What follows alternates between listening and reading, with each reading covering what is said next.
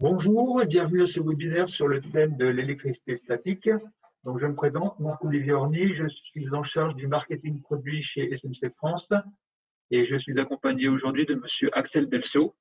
Oui, bonjour tout le monde. Donc, je me présente, Axel Delceau.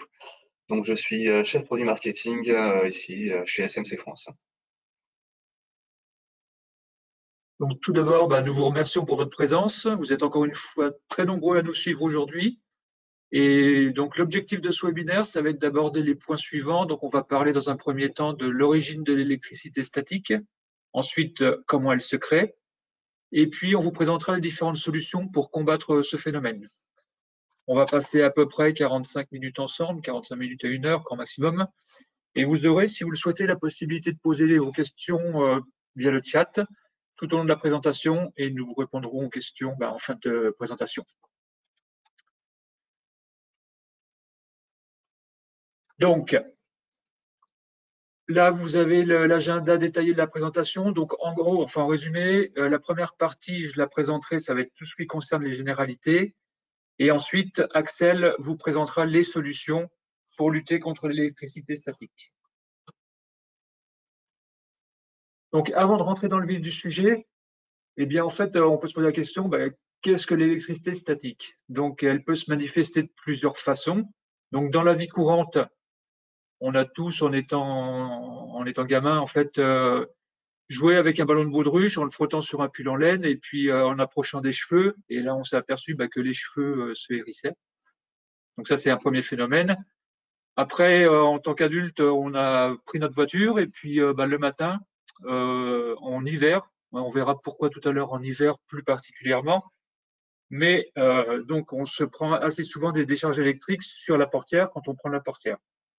Et puis le cas le plus extrême, ça va être la foudre, qui peut être considérée comme une forme d'électricité statique. Donc ça, c'est dans la vie courante. Alors, pour aller un peu plus loin, en fait, pour comprendre l'électricité statique, il est nécessaire de rentrer dans la matière et surtout de savoir de quoi elle est constituée. Donc, toute matière est composée d'atomes, y compris l'air que l'on respire, et cette matière est constituée d'atomes qui peuvent exister isolément ou, plus fréquemment, en fait, des atomes joints les uns aux autres. Et l'atome, lui, il est constitué d'un noyau avec un nuage d'électrons qui tourne autour en orbite. Donc le noyau, il se compose de deux parties. On va retrouver des protons et des neutrons. Donc autour de ça, on va avoir les électrons. Alors le proton, lui, il est en charge positive et les électrons en charge négative. Et l'atome au global, on aura autant de protons que d'électrons, ce qui fait que la charge globale de l'atome, elle va être nulle, elle va être zéro. Donc ça, c'est quand tout va bien.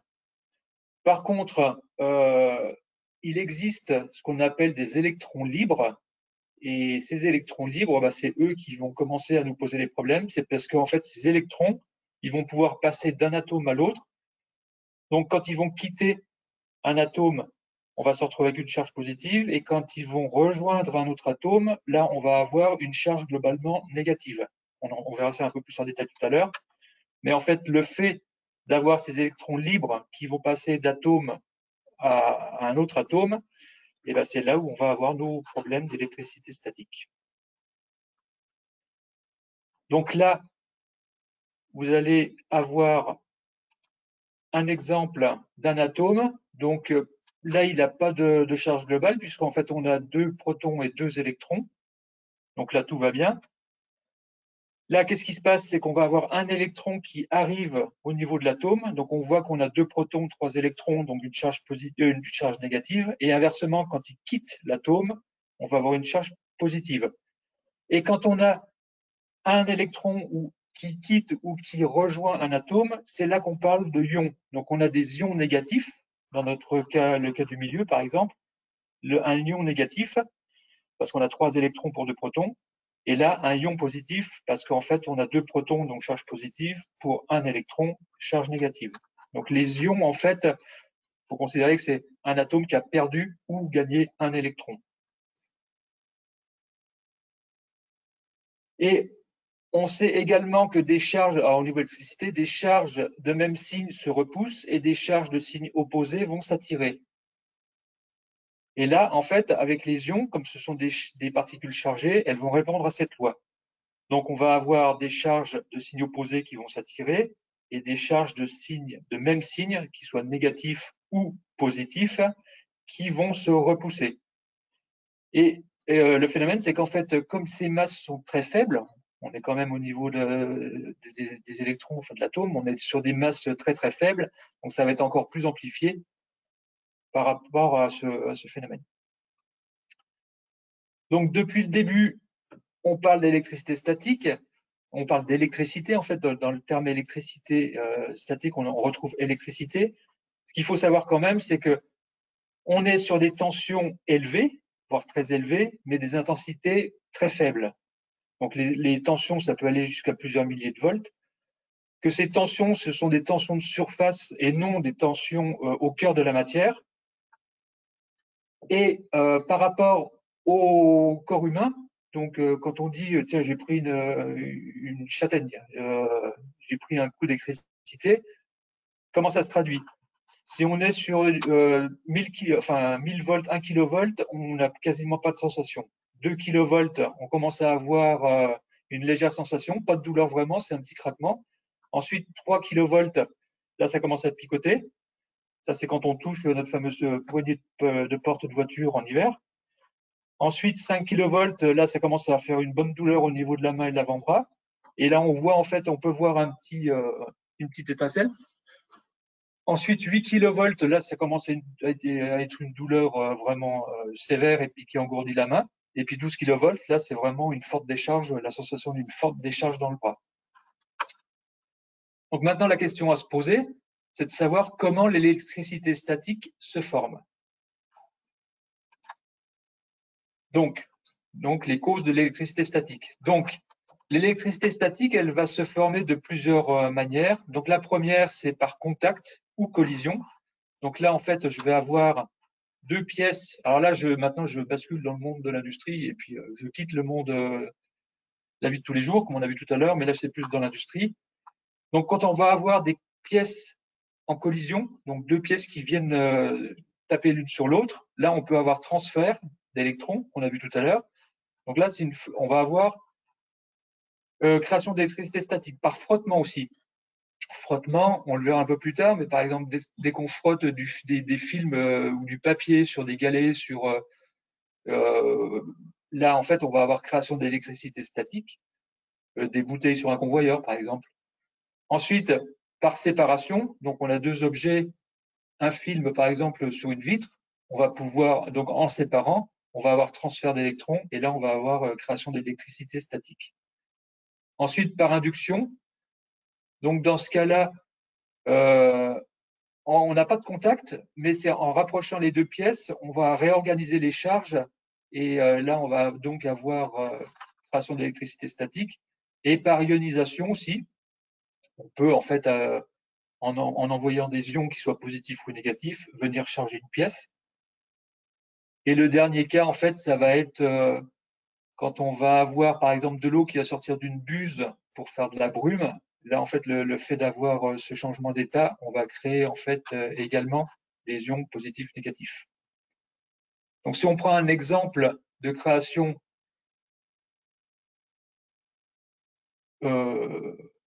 attendez, voilà, non, pardon. Donc, les problèmes liés à l'électricité statique. Donc, on a vu comment elle se crée, les causes, maintenant les problèmes. Qu'est-ce que ça va engendrer comme problème? On va avoir ce qu'on appelle la DES, la décharge électrostatique. Ça va être une étincelle qu'on va apercevoir, et puis en fait, cette étincelle, elle va avoir des conséquences souvent graves au niveau des process de fabrication, par exemple. Si je prends une carte électronique, là vous voyez qu'on a une carte électronique et que ça a généré, la décharge électrostatique a généré carrément un trou au niveau de la carte. On a aussi au niveau des composants électroniques des tensions d'éclatement. Donc là, je vous ai mis quelques exemples de composants et de tensions d'éclatement. Si je prends par exemple un thyristor ou un thyristor, par exemple, sa tension d'éclatement, c'est 1000 volts, jusqu'à 1000 volts. On a vu tout à l'heure qu'en fait, on pouvait monter à 5 kV, 8 kV, etc. Donc, une décharge électrostatique va occasionner des dégâts au niveau des productions. Là, on parle de cartes électroniques, mais on verra tout à l'heure que ça peut être dans d'autres domaines. Donc, justement, au niveau de cartes électroniques, on vous a mis quelques exemples ici, donc grossis au microscope. Là, vous avez sur la partie en haut à gauche une piste où tout va bien, et là, on voit les conséquences d'une décharge électrostatique. Là également, vous avez la même chose ici. Vous avez ici une autre piste qui a été endommagée. Alors après, en fait, on peut avoir une piste complètement endommagée, comme on peut avoir ici dans ce cas-là, en fait, une décharge qui est venue abîmer cette piste sans pour autant la détruire complètement. Ce qui fait que ce produit, ce produit-là, en fait, il va passer dans le processus de fabrication la phase de test. Ça va fonctionner. En fait, on a une continuité, même si elle est minime, on a une continuité. Donc la phase de test, elle va faire en sorte, enfin, elle va dire, bah, OK, mon produit est conforme. Mais par contre, des pannes vont survenir rapidement, sous peu, parce que la décharge électrostatique a endommagé cette piste-là. Et donc, on a des phénomènes qui sont liés aux décharges électrostatiques, tels que de ce qu'on vient de voir à l'instant, mais on va avoir également d'autres problématiques. On va avoir la pollution, donc tout ce qui va être poussière. Une fois qu'une tôle, par exemple, est chargée au niveau électricité statique, elle va attirer la poussière. Et donc, si on veut peindre cette tôle, eh bien, il va falloir faire en sorte que cette poussière ne vienne pas adhérer à cette tôle. On va avoir également des adhésions. Donc, par exemple, si je prends un bol vibrant avec des pièces plastiques dans le bol vibrant, le fait que les pièces plastiques, le principe pour faire monter la pièce dans le bol, et ben en fait, on risque d'avoir à un moment donné un engorgement et un amas de pièces qui va faire que ça va pas fonctionner ou mal fonctionner. On va avoir également dans les feuilles papier, tout ce qui est dépilage, empilage, on peut avoir des phénomènes d'électricité statique qui vont faire que le process fonctionne mal, des fils plastiques, etc. Tout à l'heure, on a vu que ça régit, enfin, les lois de signe opposé se repoussent. Et ben en fait, on va avoir ce phénomène également. On va pouvoir trouver ce phénomène dans la fabrication de bouteilles PET, par exemple, dans des films plastiques, etc. Tout ce qui va concerner les bruits électriques, ça c'est plus dans la partie mesure, contrôle de cartes, etc. Et puis on peut avoir aussi une génération, un risque potentiel de source d'incendie, parce que tout à l'heure on l'a dit, mais une décharge électrostatique, ça peut occasionner une étincelle et ça peut aller jusqu'à créer un incendie.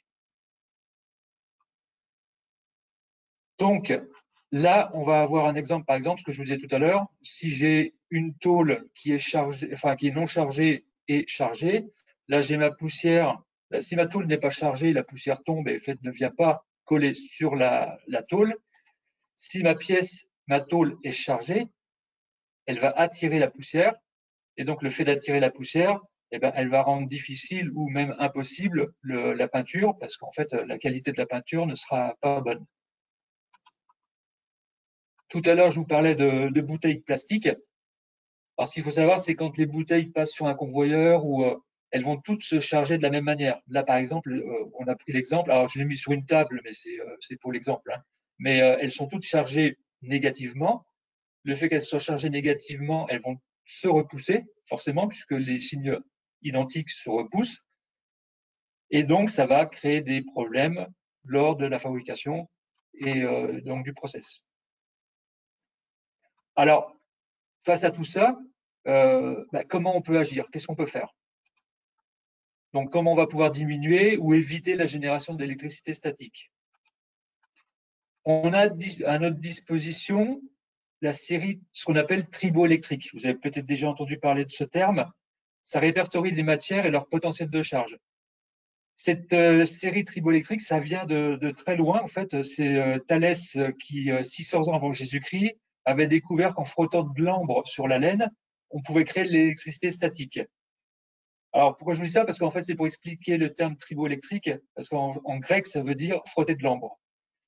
Donc, les matières en haut de l'échelle auront tendance à donner plus facilement des électrons et donc de se charger positivement. Si je prends par exemple, si je frotte du verre sur du polyester, et ben en fait, les électrons vont se déplacer vers le polyester.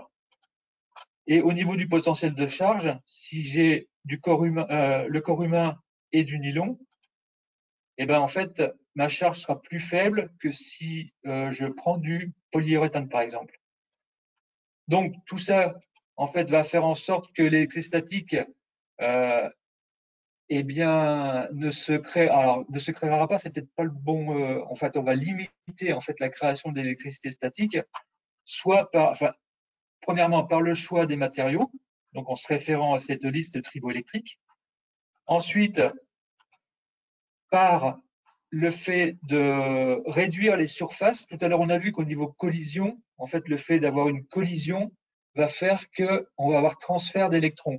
Mais plus on va réduire les surfaces, eh ben, on aura potentiellement moins de transfert.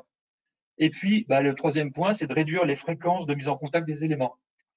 Alors tout ça, bien sûr, ça reste théorique, parce que quand on conçoit une machine, quand on conçoit un système, eh bien, à l'arrière, bon, on peut encore jouer sur les matières, réduire les surfaces, par moment, c'est peut-être pas possible. Et puis les fréquences, en fait, ça dépend de ce qu'on veut faire dans le process, des cadences, etc. Et c'est pas quelque chose qu'on va pouvoir facilement mettre en œuvre. Donc, il va falloir trouver d'autres solutions. Donc, alors là, j'en ai fini pour les généralités. Je vais laisser la parole à Axel, qui va développer d'autres solutions nous permettant de.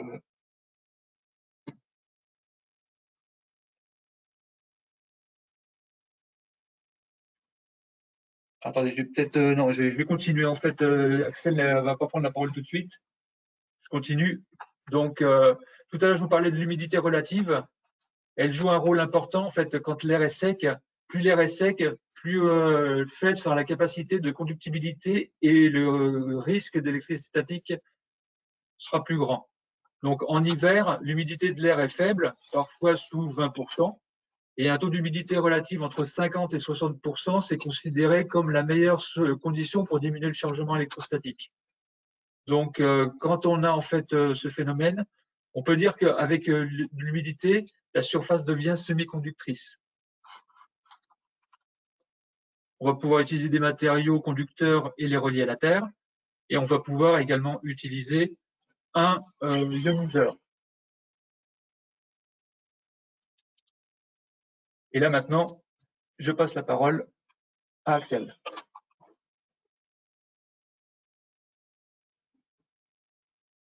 Rebonjour. Donc, on vient de voir en fait comment se formait l'électricité statique, qu'est-ce que c'était exactement, quelles en étaient les causes et comment on pouvait diminuer et limiter en fait la génération d'électricité statique. On va maintenant s'intéresser en fait aux solutions pour lutter contre l'électricité statique une fois qu'elle est déjà formée.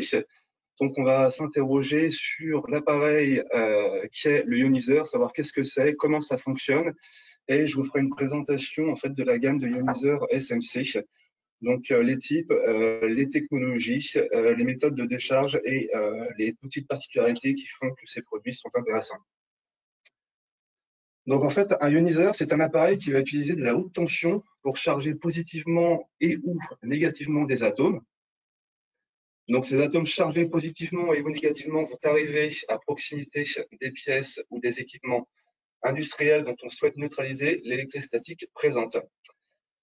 Donc, pour réduire le temps de neutralisation, on peut utiliser en fait des verres comprimés pour envoyer, éjecter ces atomes, des molécules d'air chargées par l'ioniseur vers les surfaces ou pièces à neutraliser. Donc, le fait en fait d'éjecter via l'air comprimé ces atomes, ça permet d'effectuer déjà la neutralisation de l'électricité statique à une plus grande distance, mais aussi plus rapidement. Donc, il existe plusieurs types de ioniseurs. Donc, à effet Corona. Le second type, c'est par rayon X, par UV, nucléaire, et les ioniseurs de type SMC, eux, sont de type à effet Corona. Donc, on va maintenant voir comment se déroule une décharge ou une neutralisation d'une pièce. Donc ici, on va avoir une pièce qui est chargée positivement, car elle a moins d'électrons que de protons. Les ions sont générés par l'ioniseur, donc ces ions vont avoir une charge négative donc qui est opposée à celle de la pièce. Et les ions négatifs sont attirés vers la pièce chargée positivement. Lorsque les deux sont en contact, on va avoir un électron qui se détache de l'ion et qui va s'attacher à la pièce. Une fois que l'électron est transféré, il n'y a plus aucune force en fait d'attraction entre les deux. La particule neutre va donc dériver hors tension en fait et être évacuée. Ce processus en fait de décharge des ions qui va venir à proximité en contact en fait de notre pièce à décharger, il va se répéter de manière continue jusqu'à ce que toute la charge, tout le potentiel en fait présent en surface de la pièce ait été totalement neutralisé. Lorsqu'on va effectuer la décharge d'une pièce chargée négativement, ça va être similaire en fait à ce qu'on vient de voir au positif. Donc les ions sont formés toujours par l'ioniseur. Cette fois, les ions vont avoir une charge positive, toujours opposée du coup à celle de la pièce à neutraliser. Ils vont être attirés vers la pièce chargée négativement et lorsque les deux sont en contact, on va avoir un électron qui va se détacher de la pièce et qui va se fixer à l'ion. Donc c'est l'inverse du processus qu'on vient juste de voir. On va maintenant s'intéresser à la gamme de ioniseurs SMC. Donc on va voir les types, les séries, ainsi que les technologies ou modes de fonctionnement. Donc SMC offre 4 types de ioniseurs. Le premier type, c'est le type bar. C'est un des types les plus communs en fait, disponibles sur le marché. On a le type buse, donc qui est un type qui est plus compact que le type bar. Un type ventilateur, donc qui n'emploie pas d'air comprimé, qui va utiliser l'air ambiant. Et un type soufflette, donc l'action est manuelle. Donc chacun de ces types possède des avantages et forcément, en fonction de notre application ou de la mise en œuvre qu'on souhaite avoir, on va préférer un type plus qu'un autre. Donc pour les types bar, SMC on propose deux types. Et ces bars vont avoir plusieurs avantages. L'avantage de la barre, c'est que la surface de décharge, elle est étendue. Les électrodes qui génèrent les ions sont disposées les unes à la suite des autres dans la longueur. Et on peut avoir une barre de longueur jusqu'à 2,50 m de long. Donc c'est vraiment fait pour neutraliser des pièces assez larges ou assez longues. Donc on va préférer ce type par exemple sur du convoyage. Donc elle possède pour la plupart plusieurs méthodes de décharge, donc ça rend plutôt flexible à l'utilisation. La plupart sont pourvus de signaux entrée-sortie, donc pour automatiser les process de neutralisation et avoir accès à des informations. Et l'alimentation pneumatique est directement intégrée à la barre en fait ionisante. Sur le marché, de manière globale, certaines barres ionisantes nécessitent en fait l'ajout d'un module d'alimentation pneumatique. Chez nous, chez SMC, ce n'est pas le cas puisque toutes nos barres ionisantes sont déjà prêtes en fait au raccordement pneumatique. Donc, on n'a pas besoin d'avoir d'un module d'alimentation externe. Enfin, s'il fallait trouver un inconvénient à ce type de barre, ce serait évidemment le encombrement, puisque forcément, si on souhaite avoir une surface de décharge étendue, on va avoir plusieurs électrodes qui vont allonger la longueur de la barre. Donc, on propose deux types de ioniseurs. Le premier type, c'est la série EZS, qui possède 3 déclinaisons, 40, 41 et 42. Ici, pour ce type de barre, le module d'alimentation haute tension et la partie contrôle sont intégrés à la barre. Donc, c'est une barre tout en un. La barre possède des raccords instantanés pneumatiques qui sont intégrés aux extrémités. Donc, il n'y a pas de raccord pneumatique à préparer. Il suffit de brancher en fait son tube d'alimentation pneumatique. Les électrodes sont situées sur le dessous et sont traversées par l'air comprimé, ce qui va permettre d'expulser les poussières qui pourraient adhérer aux électrodes au fur et à mesure en fait, de l'utilisation. Et du coup, ça limite grandement l'encrassement en fait, du produit. Et le raccordement électrique se fait simplement par un connecteur icône encryptable. Donc, c'est un gain de temps par rapport à un câblage qu'on devrait effectuer, par exemple, sur un bornier. Donc, les déclinaisons IZS 40 et 41, donc les deux premiers types, les deux premières tailles, possèdent deux méthodes de décharge. La première méthode, c'est la décharge continue. Ici, on va avoir des ions de même polarité, donc soit positives, soit négatives, qui vont être générés uniformément par la barre et qui vont atteindre la pièce à neutraliser. Donc cette méthode, ça permet d'avoir une vitesse de décharge très rapide parce qu'on va avoir uniquement des ions de polarité opposée à celle de la pièce qui vont être générés.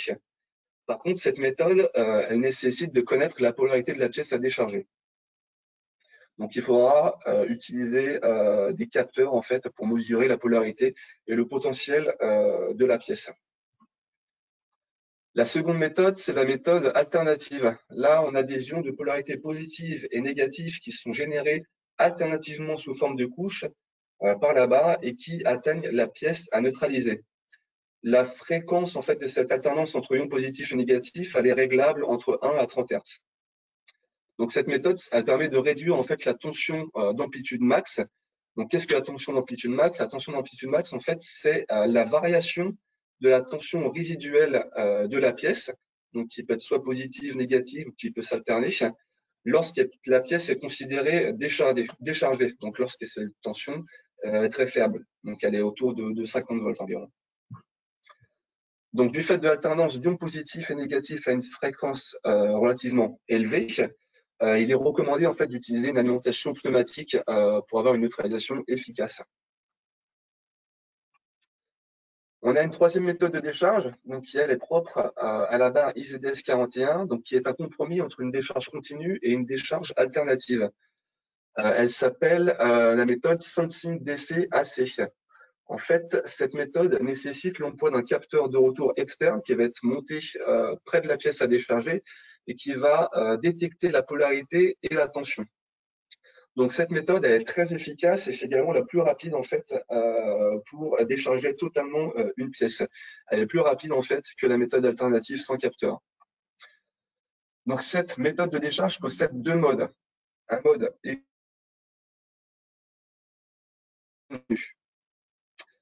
Dans le mode économie d'énergie, le capteur va détecter donc la polarité de la pièce et va commander à la barre de générer des ions de polarité opposée, donc uniquement des ions vraiment utiles.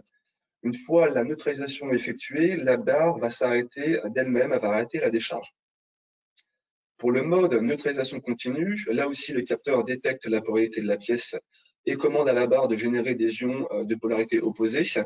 Mais une fois la neutralisation effectuée, la barre passe à une décharge alternative, ion positif, ion négatif, dans le but en fait de réduire la tension d'amplitude max, d'avoir une tension d'amplitude max très faible. Donc avec ce mode, neutralisation continue, on cumule en fait les avantages de la neutralisation continue, donc rapide en début de cycle, et l'avantage de la décharge alternative sur la fin de cycle avec sa faible tension d'amplitude. Enfin, on a une quatrième méthode de décharge qui elle est propre à l'IZS 42 et qui est propre à SMC en fait, c'est la méthode double alternative. Là, les électrodes d'ioniseurs génèrent des ions de polarité opposée à celle de leur voisine et s'alternent à une fréquence réglable de 0,1 à 30 Hz. Donc, il en résulte une tension d'amplitude max encore plus faible que pour la méthode AC. Mais là encore, l'alimentation pneumatique, elle est recommandée en fait pour avoir une neutralisation efficace.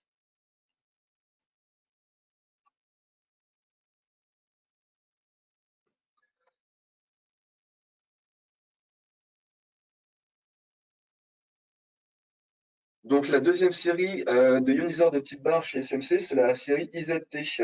Alors ici, à l'inverse de la série EZS qu'on vient de voir, la partie module alimentation haute tension et la partie contrôle ne sont pas intégrées à la barre. Donc on se retrouve du coup avec une barre qui est beaucoup plus compacte et donc il est beaucoup plus simple en fait à intégrer dans les espaces restreints. On retrouve toujours aux extrémités les raccords instantanés pour le raccordement pneumatique. Les électrodes sont toujours situées sur le dessous de la barre et là aussi sont traversées par le flux d'air comprimé, donc qui permet de réduire l'encrassement des électrodes. Et la partie contrôle et la partie alimentation, je le disais, ne sont pas intégrées à la barre et la partie contrôle en fait possède un affichage digital avec des boutons de réglage qui vont permettre en fait de déporter le contrôle et de l'effectuer manuellement, non plus sur la barre mais vraiment à part, comme par exemple dans un coffret en fait.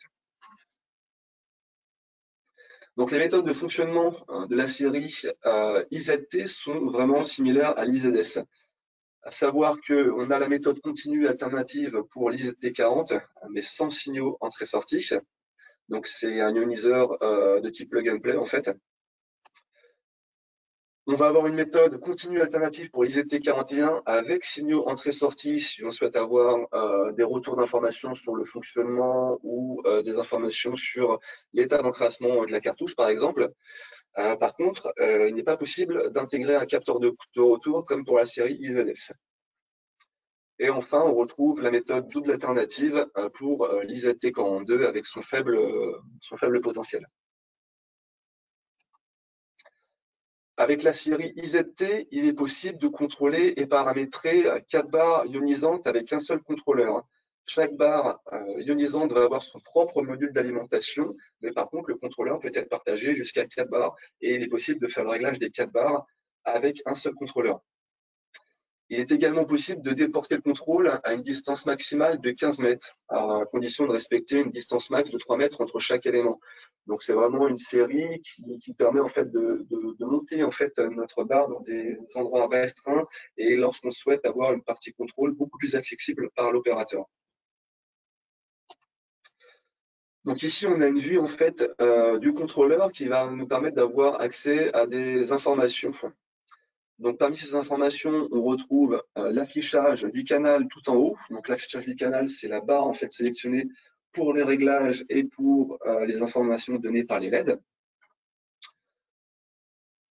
On retrouve un affichage à digits qui va nous donner le mode de fonctionnement de la décharge ainsi que sa fréquence. On a un affichage pour l'équilibre ionique. On retrouve des lettres d'information sur les erreurs ou le type de module d'alimentation connecté, si le verrouillage, si les réglages sont verrouillés, etc. Pas mal d'informations différentes. Et on retrouve sur le bas 3 boutons qui nous permettent en fait de naviguer à travers les réglages et les paramètres et de mieux en fait régler notre appareil. Donc voilà, c'était pour le type barre. Donc je parlais tout à l'heure d'un type bus qui était lui plus compact que le type barre. Donc ses avantages, c'est une solution très compacte par rapport à une barre parce que c'est monobuse.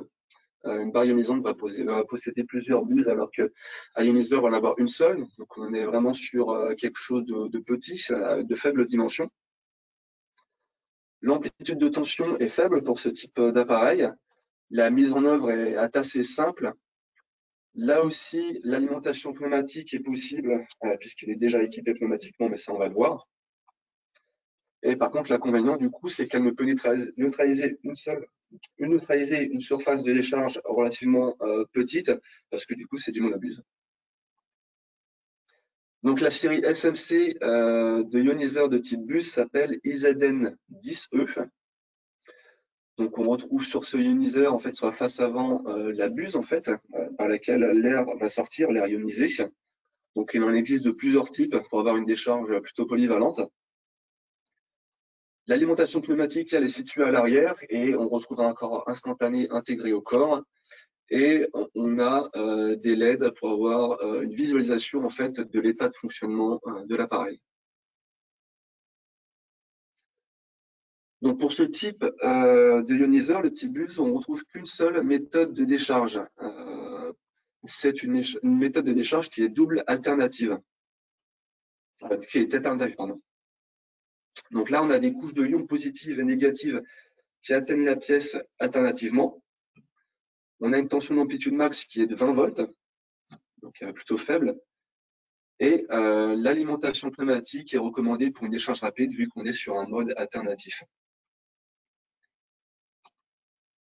Donc on propose plusieurs options de buse pour ce ioniseur pour s'adapter en fait à tout type de décharge et à tout type de pièce. La première type de buse, c'est une buse économie d'énergie. Donc ici, en fait, l'air comprimé qui va pénétrer dans le ioniseur, à sa sortie, va entraîner en fait l'air externe, l'air ambiant, pour ensuite être chargé ou ionisé par l'électrode. Donc cette méthode, ça permet de faire une économie d'air comprimé, puisqu'on va utiliser en partie l'air provenant de l'externe et non plus 100% de l'air comprimé. On va avoir une réduction du temps de décharge du fait qu'on ait un meilleur débit d'air. Et on atteint avec ce type de buse un équilibre de plus ou moins 10 volts. Le deuxième type, c'est le type buse débit élevé. Donc ici, seul l'air comprimé ionisé par l'électrode, on n'a pas d'air externe qui va pénétrer au niveau de l'électrode. Et on va retrouver sur la face avant 3 orifices secondaires disposés autour de l'orifice central de l'air ionisé. Donc en fait, cet air comprimé sur les côtés va venir en soutien du flux principal pour pouvoir effectuer une plus grande distance. À la sortie de la buse, en fait, on va avoir une plus grande pression que sur la buse économie d'énergie.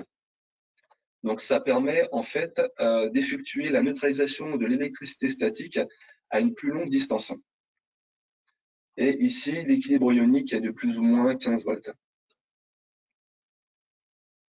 Donc, en complément de ces deux types de bus qu'on vient de voir, il est possible de commander l'ioniseur ISN 10E avec un taraudage en 1/8 au lieu de faire le choix d'une buse, pour ensuite y monter des buses aux formes variées pour s'adapter aux pièces à neutraliser.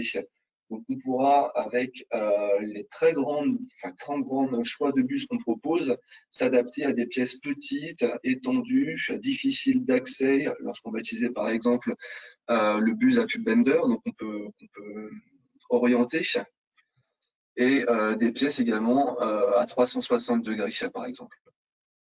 Voilà. Le troisième type, c'est le type ventilateur.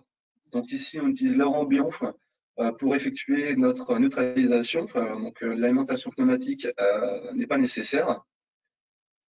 L'installation est très simple et peut se faire à proximité d'un poste de travail. Le fonctionnement est également simple et la mise en marche ou les réglages peuvent se faire à la volée par un opérateur. Par contre, la surface de décharge, tout comme le mode buse, est moins étendue que pour une barre ionisante. Donc la série d'ioniseurs de type ventilateur chez SMC s'appelle IZF. Alors ici, la mise en marche se fait très simplement par un bouton marche-arrêt, on-off. L'ajustement du débit d'air est possible avec un bouton cranté. Et les électrodes sont situées devant les pales de la partie ventilateur et protégées par une grille plastique et métallique, donc pour éviter d'abîmer en fait l'électrode, de la casser. La méthode de décharge pour ce type IZF, c'est une méthode de décharge pulse DC. En fait, on va avoir une électrode qui génère des ions d'une seule polarité de manière continue, mais opposée à celle de ses voisines.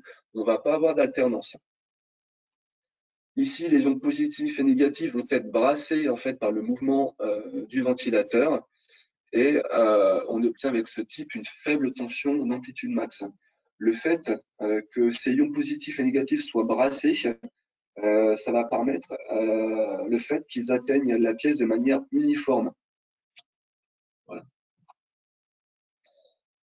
Donc dans la série IZF, il existe 4 tailles de ioniseurs. Les deux plus petites, ce sont les tailles IZF10 et IZF10R.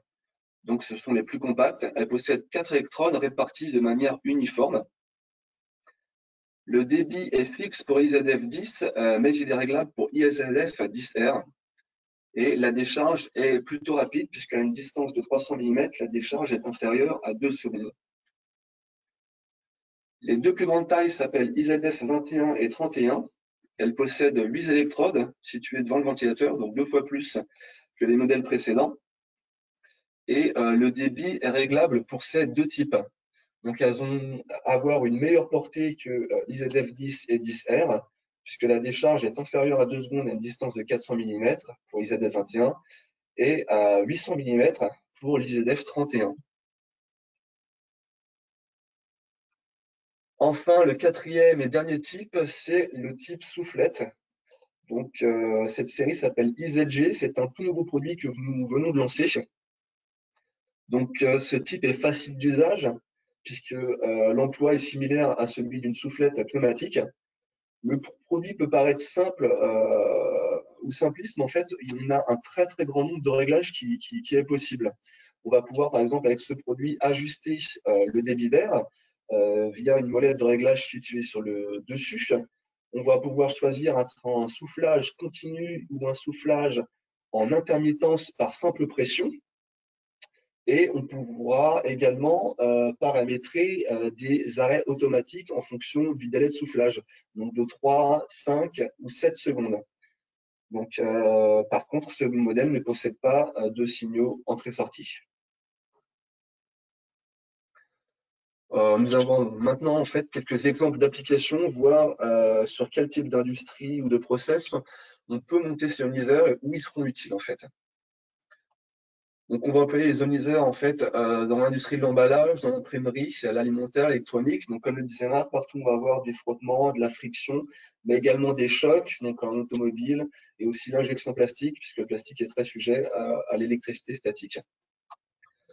Donc, on va pouvoir éliminer l'électricité statique sur des supports en verre, sur des supports électriques ou des plaques semi-conductrices, sur des pièces en plastique moulé, sur des bouteilles PET, sur du convoyage, sur des films, lorsqu'on va avoir des applications, on va avoir besoin de dérouler des films, soit des films plastiques ou des films papier ou carton. Donc là, ioniseurs vont être très, très utiles. Sur les circuits intégrés également.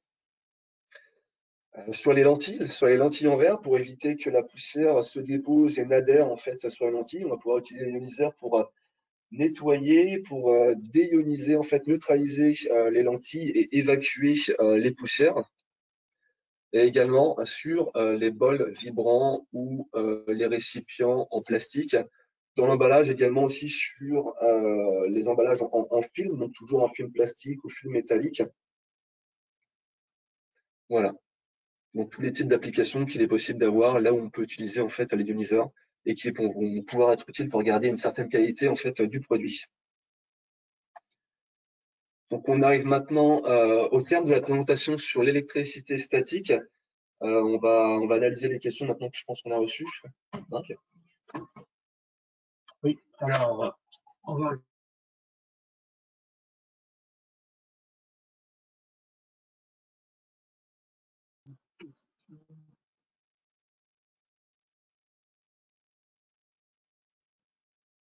Alors, la première question, c'est de savoir s'il est possible de réaliser des tests en grandeur nature. Alors, oui, c'est possible.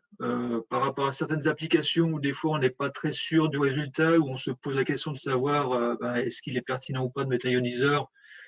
On a la possibilité de faire des tests. Donc, ce qu'il faut faire, c'est que je vous invite à contacter la personne SMC qui vient vous voir régulièrement, et puis de convenir avec lui d'un rendez-vous pour faire des tests, c'est tout à fait possible. Ensuite, une autre question.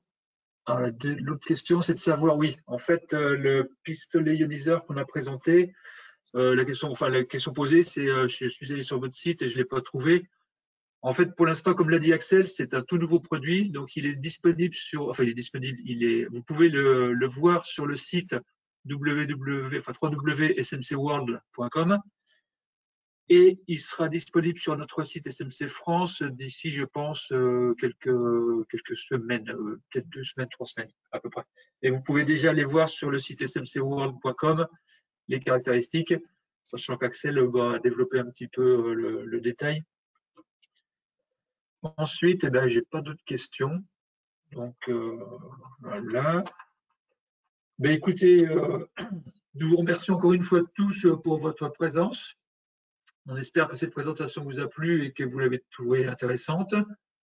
Si vous souhaitez plus d'informations sur les technologies et sur les séries SMC présentées, nous vous invitons à vous rendre sur notre site SMC France ou nous contacter directement. Donc, ce webinaire est enregistré, donc vous le retrouverez comme les autres. On en a fait sur différentes thématiques, comme par exemple la sécurité machine, comme qu'est-ce qu'on a fait d'autre, sécurité machine, l'économie d'énergie. Donc, plusieurs thématiques. Donc, ça, vous le retrouverez sur bien notre site. Donc, encore une fois, merci beaucoup à tous pour votre temps. Nous vous souhaitons une bonne journée et à bientôt. Merci à tous et merci d'avoir suivi ce webinaire. Bonne journée à tous.